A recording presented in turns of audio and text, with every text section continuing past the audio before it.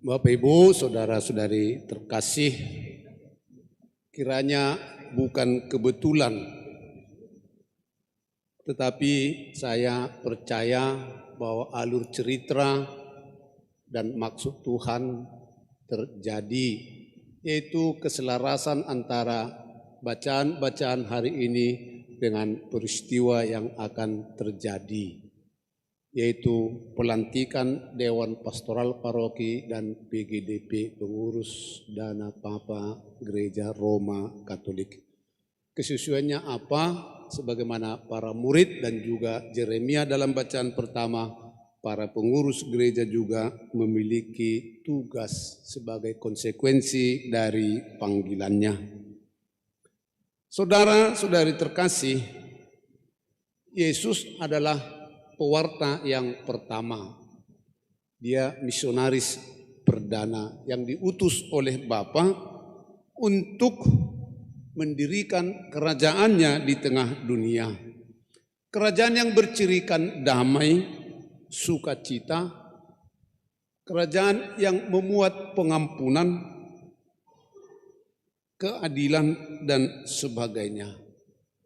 Apa yang mau dikatakan di situ ialah bahwa kehadiran Yesus itu mesti menunjukkan kehadiran Allah. Kehadiran Yesus itu mesti merealisasikan atau menjadi penampakan dari wajah Allah. Yesus untuk mewujudkan itu tidak kerja sendirian, meskipun dia bisa. Tetapi untuk mewujudkan kerajaan Allah itu, Yesus memanggil dan memilih murid-murid yang disebut 12 rasul. Mereka ini dipilih dari orang banyak, lalu diajak untuk tinggal bersama Yesus, juga untuk melihat apa yang terjadi, mendengar apa yang dikatakan oleh Yesus. Para murid itu ada bersama Yesus dan belajar bersama Yesus dan dari Yesus. Yesus memilih mereka dari keanekaragaman, dan juga dengan keanekaragaman itu juga akan memberi resiko bahwa kesamaan persepsi, kesamaan paham juga tidak selalu dapat terjamin. Antara para murid pun dengan karakter masing-masing, dengan latar belakang masing-masing juga mesti dipandu oleh Yesus. Konflik di antara mereka juga bisa terjadi dengan segala perbedaan itu. Injil hari ini, saudara-saudari, Yesus mengingatkan lagi mereka akan tugas mereka sebagai misionaris. Orang yang diutus. Karena saat bersama dengan Yesus, sang guru itu mesti ditindaklanjuti, bahwa mereka tidak selamanya akan ada secara fisik bersama dengan Yesus. Lebih lagi sesudah Yesus itu bangkit dan naik ke surga. Dan selama inilah saudara-saudari, para murid itu makin mengerti, makin memahami maksud kedatangan Yesus dan tugas perutusan yang diserahkan kepada mereka. Saudara-saudari terkasih, tugas perutusan dan sejarah keselamatan ini bagaikan bola salju yang bergulir, yang sudah juga dimulai pada perjanjian lama dalam diri Yeremia dalam bacaan pertama tadi. Yeremia seperti kita tahu adalah nabi pada masa Israel itu dikuasai oleh kerajaan Babilonia. Babilonia menghancurkan Israel. Kota-kota dilindas rata. Warga banyak yang mati. Dan yang hidup itu diangkut ke Babilonia menjadi budak. Dalam situasi kehancuran yang demikian itulah Allah memanggil Nabi Yeremia, disuruh untuk kembali ke Yerusalem, menyampaikan suara Tuhan, pertama-tama untuk menegur cara hidup mereka, perilaku mereka yang bobrok, yang justru mendatangkan kehancuran bagi mereka, bagi negara dan seluruh rakyat. Tentu saudara-saudari, tugas Yeremia itu bukan gampang. Tugas itu menciptakan musuh bagi Yeremia. Dan musuh itu bukan terutama dari pihak lawan, tetapi juga dari orang-orang di seputaran Yeremia yang mencoba menggagalkan rencana itu. Orang-orang yang tidak suka akan dia menebar perangkap, menebar teror dari segala jurusan. Sekali lagi justru dari orang-orang yang disebut sahabat karibnya. Tetapi Yeremia yang merasakan panggilan itu, yang menyadari kehadiran Tuhan, yang telah memilih dan memanggil dia, serta kesadaran kuat bahwa Yahweh akan senantiasa menyertai dia, maka Yeremia tidak gentar. Apa yang dikehendaki Tuhan, suara yang dia dengar itu mesti diperdengarkan keluar, mesti diperdengarkan kepada orang banyak dengan maksud kembali supaya kerajaan Allah itu teguh dan berdiri. Saudara-saudari terkasih, para murid atau 12 rasul itu dengan berani mewartakan kerajaan Allah. Apa yang telah mereka lihat, apa yang mereka dengar, apa yang mereka alami bersama dengan Yesus, itulah juga yang mereka wartakan.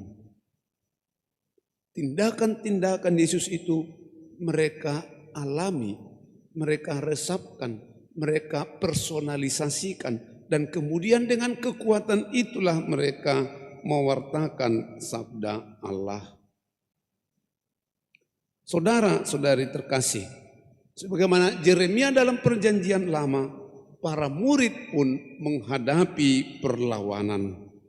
Mereka disalah mengerti, mereka dicemburui, mereka ditangkap dan dianiaya, dan bahkan Yesus sudah memperingatkan mereka bahwa apa yang dialami oleh Yesus sebagai guru akan mereka alami sebagai murid.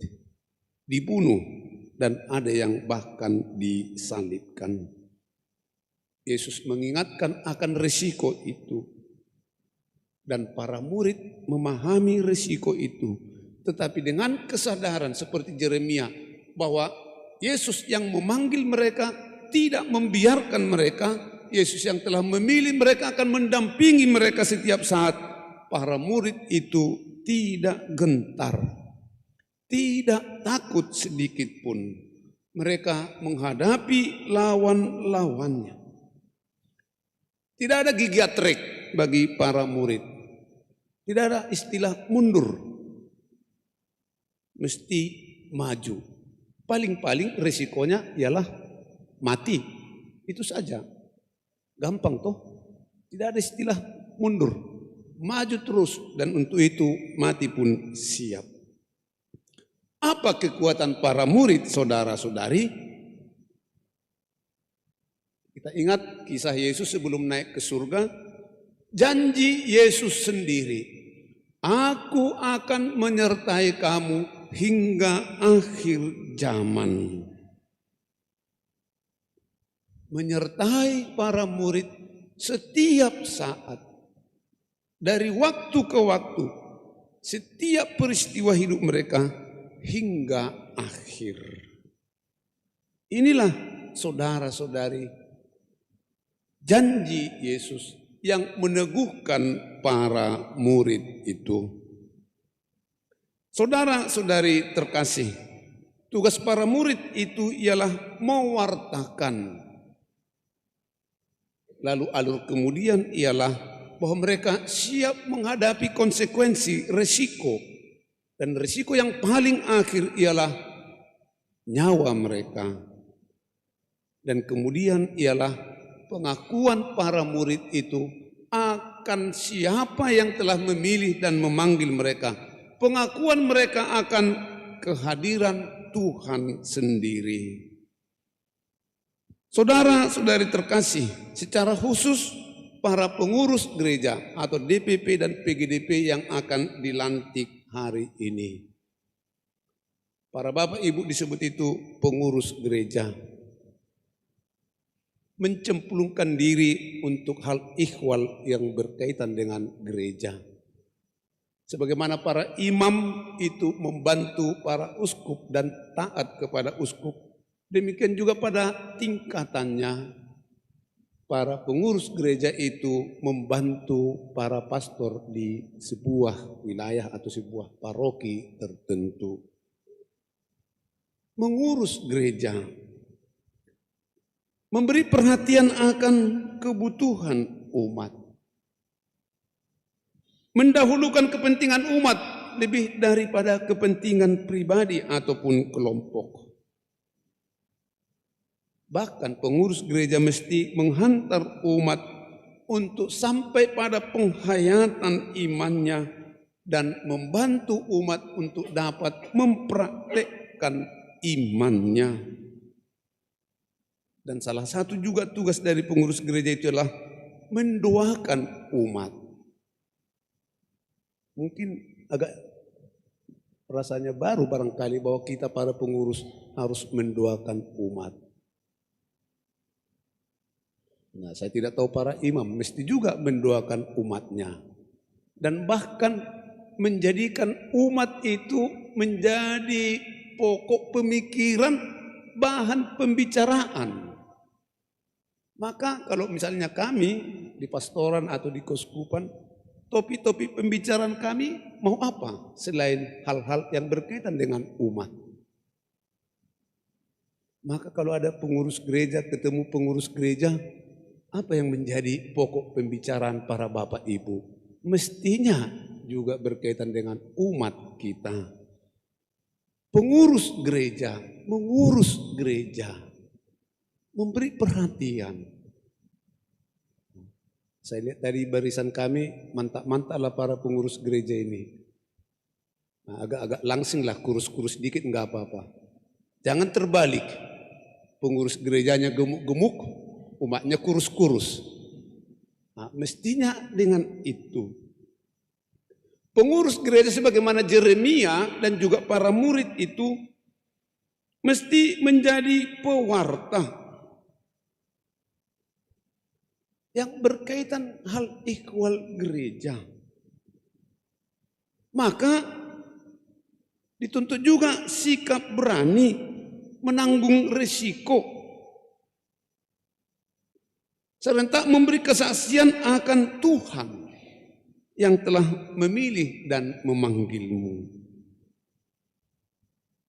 Nah, bagaimana ini bisa Bapak Ibu lakukan? Mari kita bercermin pada Nabi Yeremia dan para murid. Yang pertama itu ialah sadari dirimu bahwa Bapak Ibu ini dipilih dan diangkat itu menjadi sebuah panggilan Tuhan. Mungkin Bapak Ibu akan berkata, apalah saya ini? Kok saya dipilih? Saya tidak banyak tahu tentang seluk-beluk gereja. Saya tidak banyak tahu tentang ajaran-ajaran. Enggak ada yang bisa saya andalkan. Benar. Dan bisa lagi Bapak Ibu buat itu litani panjang untuk mengatakan bukan saya, tetapi sadari Tuhan mau, titik. Dan itu cukup. Bukan apa mau ini, apa nanti saya, bagaimana saya. Tuhan mau, habis persoalan. Dan dengan kesadaran itulah Bapak Ibu saudara-saudari, Tuhan senantiasa hadir. Dia kok yang mau, maka dia akan membantumu. Dia akan memperlengkapimu dengan hal-hal yang perlu, yang kamu butuhkan. Asal kamu mau. Ya kalau enggak mau apa? Cara Tuhan tentu memakai sarana-sarana yang ada di dalam diri kita, di seputaran kita. Kalau ada hal-hal yang tidak dimengerti, mungkin lewat kehadiran dalam pertemuan, itu bisa kita peroleh. Maka hadir dalam pertemuan. Ikut kursus atau apapun yang diselenggarakan. Kalau memang kita merasa tidak tahu banyak. Untuk itu pun kemauan kita untuk mengetahui tersedia di internet. Google sesuatu, ada banyak informasi, tapi pilihlah yang benar-benar dapat membantumu. Ada ribuan bahkan jutaan di Google atau di YouTube itu tentang banyak hal, tetapi sortir, seleksi, mana yang kiranya berguna untukmu, untuk mendukungmu dalam pelaksanaan tugas dan panggilanmu. Itu yang pertama, saudara-saudari, kesadaran bahwa Tuhan yang memanggil, Tuhan yang mau, dan Tuhan pasti hadir. Tuhan tidak akan memanggil seseorang lalu melepaskannya begitu saja. Tidak pernah. Dalam sejarah kitab suci, perjanjian lama dan perjanjian baru, kalau Tuhan mau, Tuhan akan selalu dampingi. Lihat ketika Petrus bertemu dengan orang yang sakit, emas dan perak saya tidak punya, tetapi atas nama Yesus bangkitlah, berdirilah. Nah ini kuasa Tuhan yang telah memilihmu. Nah yang kedua ialah, kalau Tuhan sudah memilihmu dan Ia senantiasa hadir, maka hadirkan dirimu di hadapan Tuhan. Apa adanya. Beri waktumu secara khusus untuk berduaan dengan Dia yang telah memanggilmu. Hadir di hadapan Tuhan. Sampaikan kepada Tuhan apa adanya dirimu. Tak perlu ada yang disembunyikan. Bersama Tuhan silakan buka-bukaan. Dan hanya dengan demikian Anda akan punya nyali untuk memberitakan apa yang disampaikan Tuhan kepadamu. Memberitakan yang benar, memberitakan yang sesungguhnya, yang dibisikkan, yang disampaikan oleh Tuhan kepadamu dalam keberduaanmu. Beri waktu saudara-saudari untuk sejenak secara periodik dan terus-menerus ada bersama Tuhan. Hadirkan dirimu dalam diri Tuhan yang senantiasa hadir. Nah interaksi yang demikian saudara-saudari akan membantu kita, membantumu untuk menjadi pewarta yang siap menerima risiko. Tuhan memberkati.